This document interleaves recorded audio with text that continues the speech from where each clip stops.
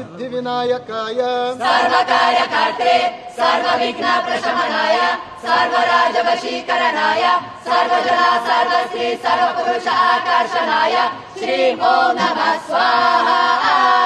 ओम जलप्रवाहपावितस्थले गले बलं जलम्बितां भुजङ्गतुङ्गमालिकां डमड्डमड्डमड्डमनिनादवड्डमर्वयम् चकार छन्दताण्डवन्तनोतु न शिव शिवं जटाकटाह सम्भ्रम भ्रमनिलिम्पनिर्झरि विलोलवीचिवालरि विराजमानमूर्धनि धग धग धग ज्वलललाटपटपावके किशोर चन्द्रशेखरे रतिप्रतिक्षणं मम